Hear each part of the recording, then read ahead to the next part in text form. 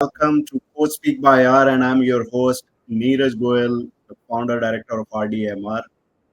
Today, we will be talking and touch basing a couple of very required points these days that people are actually talking about it, and maybe very few of them are acting upon it.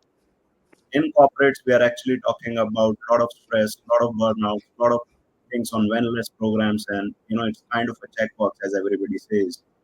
Now, what are we exactly trying to do regarding this space? And there are very few companies and organizations, very specific people who are thinking very seriously about this. And when we are talking about of all these specified specialists, we have the pioneers today with us. And I would love to welcome Vikas Gupta and Deepika from Resilience Program. Welcome, Vikas and Deepika. How are you doing? We're good. Thank you, Neeraj, for having us. Thank you very much. Lovely. So, guys, I have Vikas Gupta, who is a chief executive, and we have chief wellness officer together. So it's very few times when we have both the chiefs together, and it's our pleasure and it's our honor to have you together on our show. Now, to start with, we won't get started not directly into the corporate rat race and this and that what is going on. We really want to deep dive into what makes you start this resilience program and how do you came up with this idea of starting it? Any one of you want to give it? Well, I can take that. I mean, that's a great question, and I have been asked this question on a very frequent basis. How did you came up with this idea? Why resiliency program? Why burnout? Mm-hmm. And I think that to start such a program, you have to go through it, right? I mean, I remember the time when I was burnt out in 2017, and I Mm-hmm. went to best of the doctors. I was on painkillers for 8 months before I really realized the importance and the power of alternative ways of treatment, right? And that's how the whole concept came into picture. And then Mm-hmm. in 2019, World Health Organization declared burnout as an occupational phenomena. So not only that this problem was limited to me, but I realized that this is a worldwide problem. It has to be solved, right? Or Mm-hmm. and I was lucky that I knew Dr. Stephen Zotkoy, who treated me when I was burnt out.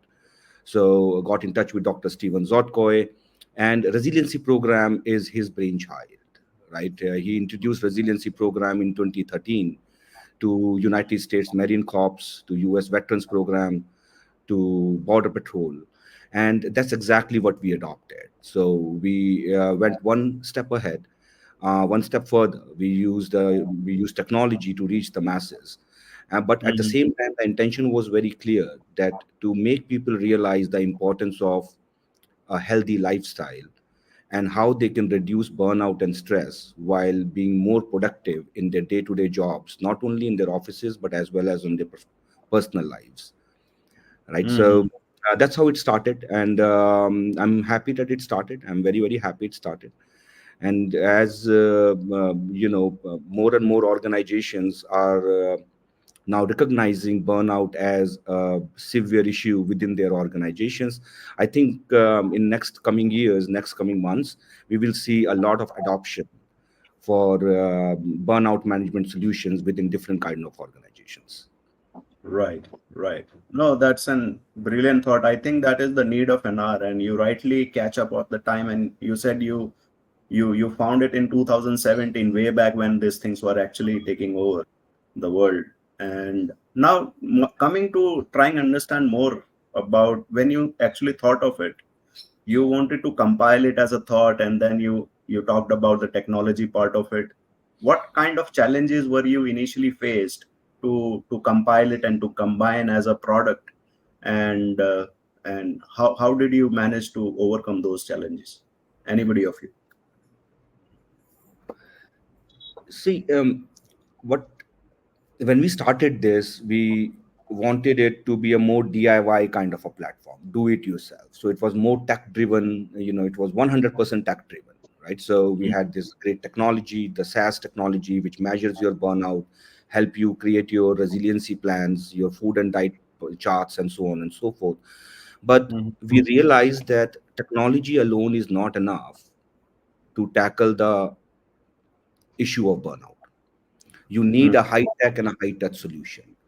So, as when we launched the company Resiliency Program in 2021, um, it was a tech platform, and then as the company grew, we learned from the company, right? And we very quickly adjusted that, hey, not only high tech, but we need to give the high touch solution as well. So that's how the whole program actually grew over last couple of years, where we were actually learning from what our users were saying. We were actually learning from what people want, what organizations want, and what exactly is the need of the company, right? How to effectively tackle this issue of burnout, but not just using technology, but using a high touch model, because people need to connect with people. The Yep. only way Yeah, to and I think reduce we are burnout. still evolving because burnout is not something that is a one single thing. It is a whole plethora of things, right? So if you Mm-hmm. want to solve it, you have to continue to listen to the people who are at the receiving end of your application.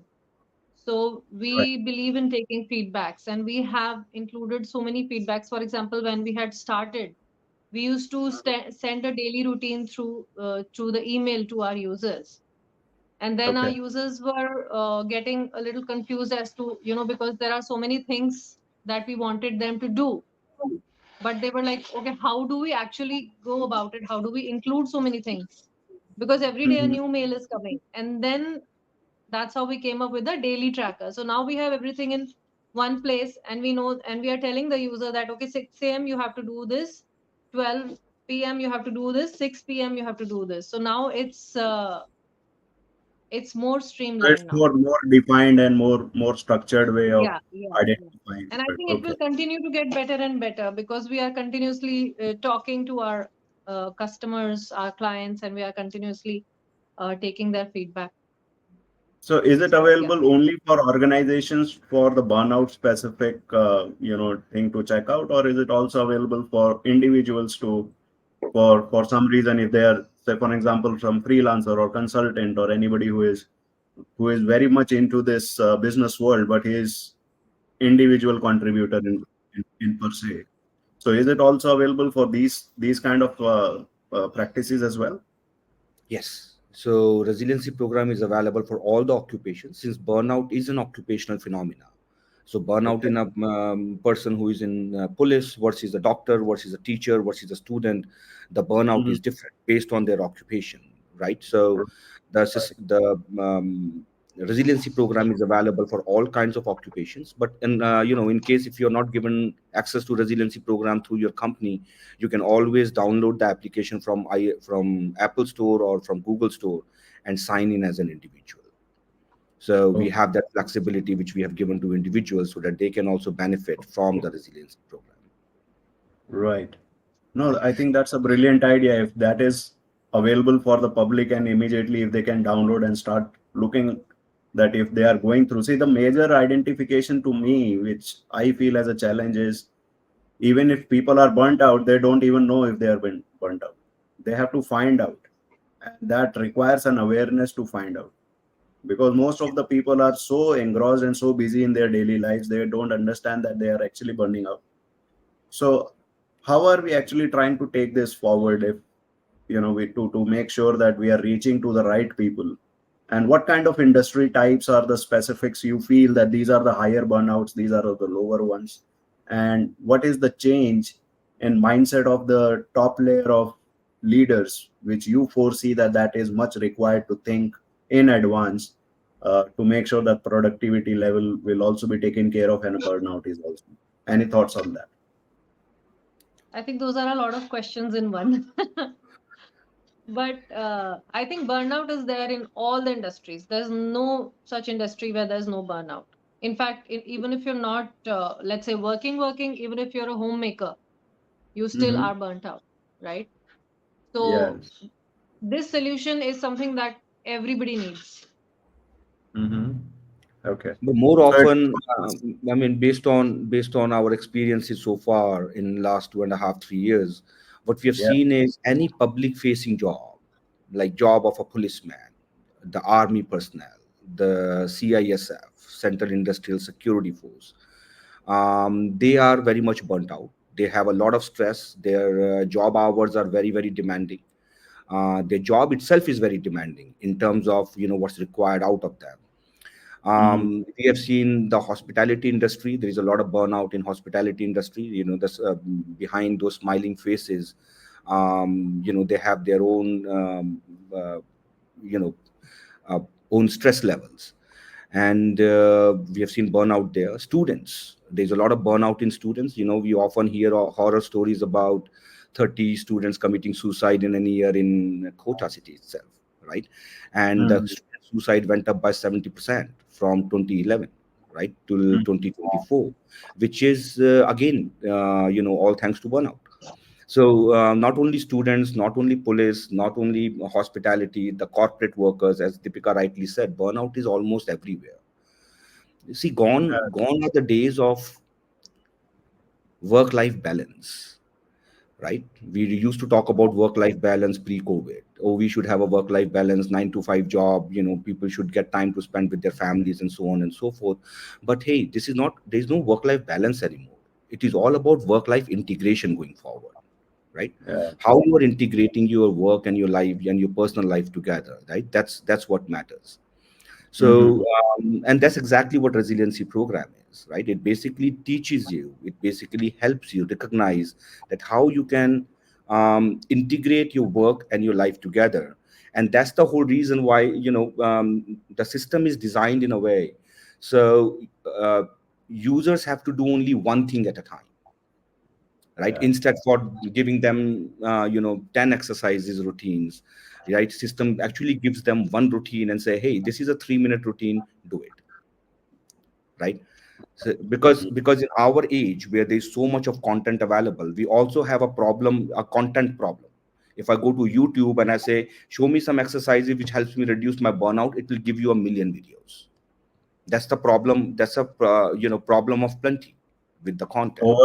Oversupply of information is confusing people, is kind of that. Yes. So people need one thing. Boss, you tell me one thing which I have to do when I get up from the bed. You tell me one thing which I have to do when I go home in the evening, right? Before I go to bed, what should I do? How do I tackle the lifestyle conditions which are happening due to burnout? And these lifestyle conditions are everywhere. We just don't recognize it.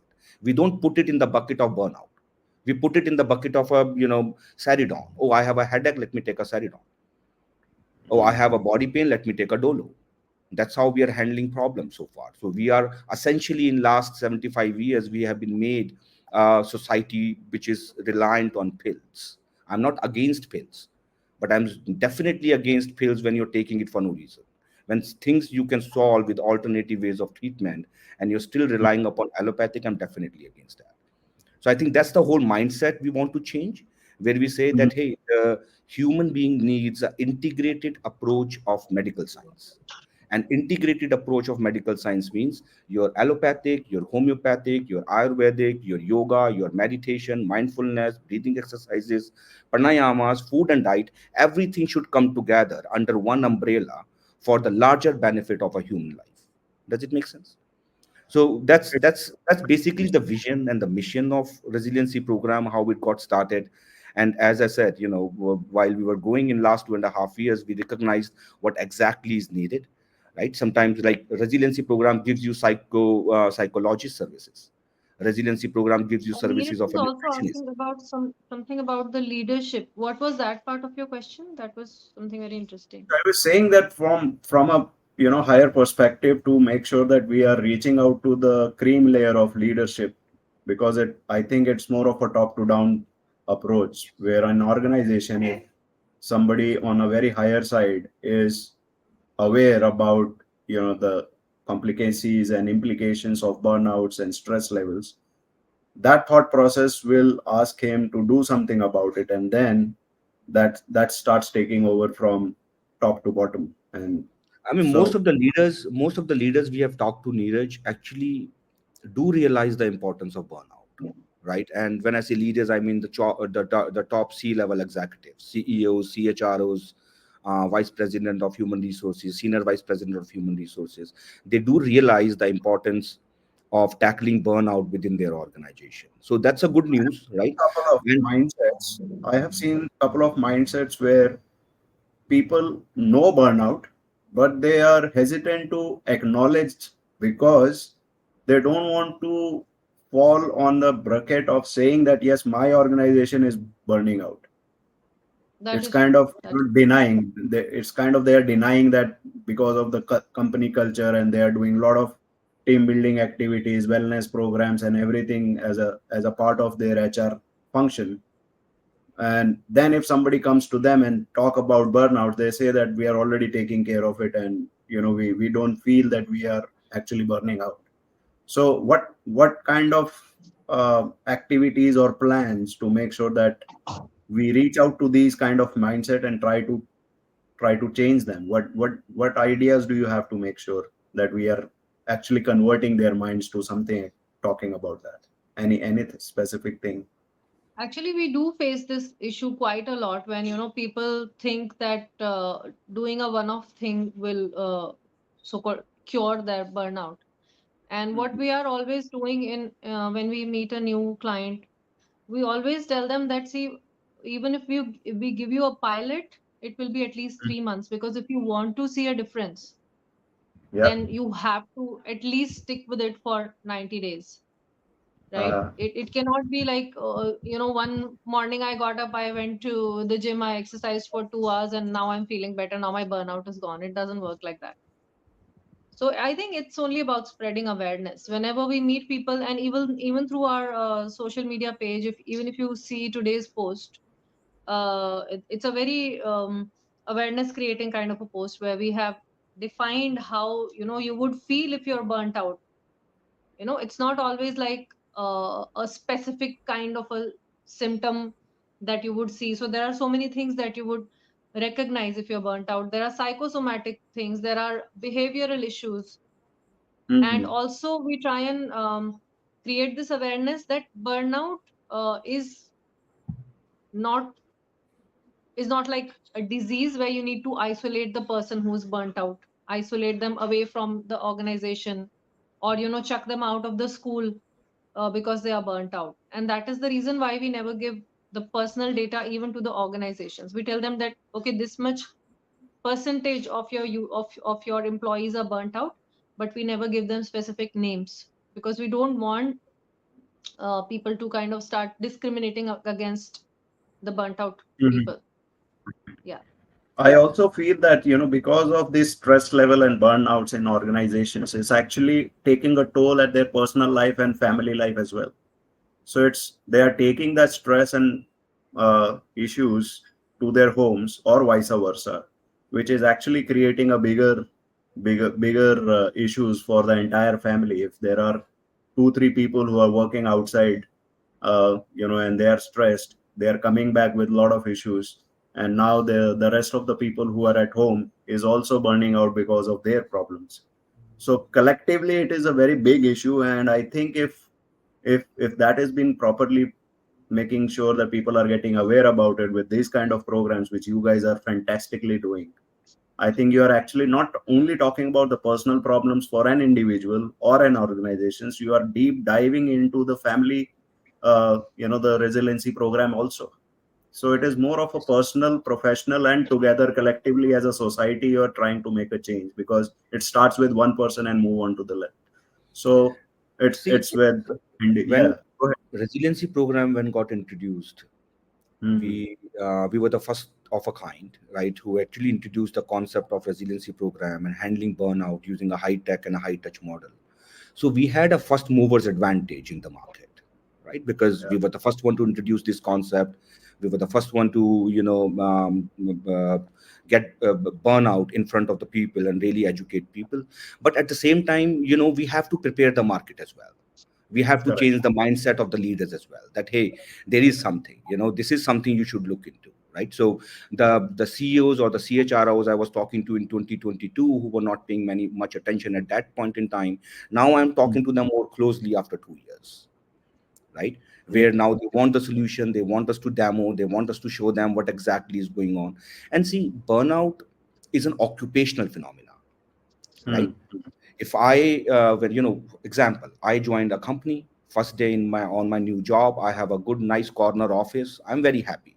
I have a new boss, I have a new team, I have a new environment, I have a new laptop, everything is hunky dory, right? 6 months down the line, I'm like, shit, what should I do? I want to resign. My boss is Mm. not helping me. I don't see any growth. Six Mm. months down, it only happens in 6 months. So what happened in 6 months? Is it because I was sick when I joined the company 6 months back, or is it probably the company policies which are not in my favor that is basically demotivating me, increasing my negativity, getting my productivity down, Yeah. right? So resiliency program, when we say that we offer a 360-degree solution, we are not only confining ourselves to measuring the resiliency of an individual. The platform actually helps organization to measure the resiliency of an organization as well. Right.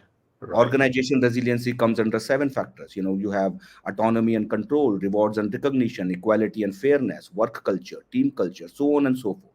If any of these parameters which defines an organization is not up to the point, so the individual who is on the other side of this, the whole equation, let's say I think that I'm not being treated fairly in my organization, what is going to happen? My motivation will go down, my Mm. enthusiasm will go down, my negativity will go up, my productivity will go down. It's very, Perfect. very simple. I mean, it's not rocket science, right? It's a very Yeah, simple that formula. sounds The very idea simple. is, what's the solution, right? I have seen so many people on LinkedIn talking about burnout. It's an issue, it's a this, it's a this, it's a this, but nobody gives a solution for that. People talk Exactly. about it a lot, but there is no solution, right? They will say, hey, we have done 21st of June a yoga event, International Yoga Day event, and they think that everything is done from their side. Is that enough, right? That one. That one time yoga session on 21st June, and you are company, you declare Resilient. yourself a company who talks about Stress-free employee well-being. company. So it's Yeah. a change in mindset, definitely. But as It makes I think perfect sense. post COVID, people are more, there is definitely a change in people's mindset post COVID, in terms of Yes. their own well-being, in terms of their own health, in terms of their well-being of their family members, or so on and so forth, which actually worked in our favor. Yeah. Because less people to educate, or less to educate, kind of a thing, because people already know, hey, yeah, People are because aware. It's just that we need to give them some basic directions of actually now what is exactly. need to be. Right. Right. So when we launched for the Lovely. hospitality industry, we got fantastic results, absolutely fantastic results with hospitality industry, with the other corporate organizations we have worked with. And 20-30% change in Mhm. any organization's employee population, their behavioral change, their motivation change, that itself tells you the story. That itself takes the organization to the next level, right? Agreed. Going Agreed. forward, I'm telling you, Neeraj, the most important asset of an organization has to be protected, and that is a Mhm. human asset, right? True. True. Organization is as good as an organization as good as their people are. Mhm. Organization is not made of table and desk and computers and good cabins and glass cabins. It's made of people, right? It So is human, and people are making it as a resource, and we are falling short on human factor of anybody. exactly, So we, exactly. we always call human resource, but Hmm. we are more focused on resource than human. So that's Yes, that's a yes, major challenge. exactly. But most So of I these, think Yeah, very true. nice companies like Mahindra and Mahindra, Tatas, they do a lot of good stuff for their employees. They are known in the industry to be a people-centric companies, right? lovely, So lovely. we want to talk to them, because these are the top companies who are practically the torch bearer for us, right? I Because know. not only they are people centric, they set an example in front of other organizations as well.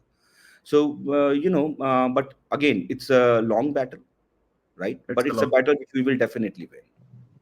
Absolutely. And with this thought, I think that this is a very fantastic kind of a discussion. People are getting awareness about what we are actually talking. And of course, we need to look at the time as well. And there is a limitation of it. We can go on and on for the entire day as well, because this topic is so interesting and people are actually wanting to know more. So we'll Yeah. take a follow-up video podcast as well. So at the end, before we sign off for today, Vikas and Deepika, what is that one message which you really want to, you know, deep dive into the DNAs of people, organizations, that one message that should be taken over from this podcast at the end of an essence? so that they take over something which they have take they learned today. Anything which you think of. Well, I I would think the say breathe. best, you Go go. ahead. All right, I'll No, go you go first. ahead. So I'll say, viewers who are watching this podcast, if I have to just give you one thing which you can take away, I'll say breathe. Do deep breathing, right? That will help you control your emotions, control your mind, control your body, and help you to be a better individual. So, if I have to give you just Breathing, one word, breathing that is is breathe. Deep breathing. people are not breathing these days. It's like that. So they need to be more breathing specific. Yeah, perfect. 99% of human population do not really know how to breathe properly, including myself, right? I mean, we do very shallow breathing, right? But if you do three deep breaths at one point in time, it really helps you. It really helps you stabilize your thoughts, stabilize your mind, stabilize your soul, and you will find yourself making better decisions. I mean, that's for sure. That's given. No, that's a brilliant thought, and I'm sure people are taking notes of it, and they will, while they are watching it, they may be breathing deeply now. Yes. So, thank you very much for that And thought one as more well. thing is, don't wait till tomorrow, because people think that, okay, maybe today I'm like this, I'll start tomorrow. So I would say don't wait till tomorrow, because you don't know what challenges tomorrow is going to bring. So Tomorrow start is a today. different day. We have to do it today and now. Start Absolutely. today and don't wait for that perfect day when you will have 1 hour on your plate to sit down and meditate and go to heavens. But start today. Take, like Vikas said, maybe just start with 3 deep breaths. Don't even think about half an hour or 1 hour. When you're in your car traveling towards your workplace, or you're just sitting down to switch on the TV, just pause for a few minutes, connect with your body, connect with your breath. I think that's enough to start with. No, I think that's a really an eye opener, and that is a very beautiful way of conveying the message that if you are watching TV, take a deep breath, stop in between, look Yes. around. There is a world out there, and you need to live with There this is a thought word. and There is a word inside you. Look inside inside. you. Or the only thing you're doing so far is looking around. This is a time to Absolutely. look inside yourself and see how what changes you can bring to yourself. Very nice. Right? Very nice. And I think with this thought, and it's an absolute brilliant way of conveying people and the cause, I would say it is a cause that you are actually trying to make change in the world, starting within with one person to many and to organizations, to family, to society, to country and the world. I think it is a brilliant, brilliant movement which you are actually taking over. And I congratulate you. And I wish you all the best to take it over. I'm sure the people who Thank have listened to this podcast today definitely have taken over a couple of things which they looked up to, and it's kind of a learning for them. So I wish you all the best. Thank you, Vikas and Deepika. Ladies and gentlemen, we had the brilliant team brains behind Resiliency Program. And for more information, you can anytime visit their website, resiliencprogram.com. You can find a lot of information, and you can directly get in touch with the people who are very open to meet and greet. So, with this thought, thank you, and I'll take your leave, and I'll meet you in once more with this kind of a Power Pack program in the next episode. Thank you very much, and have a good day. Thank you, Thank you. Neeraj. Thanks, Deepika. Take care.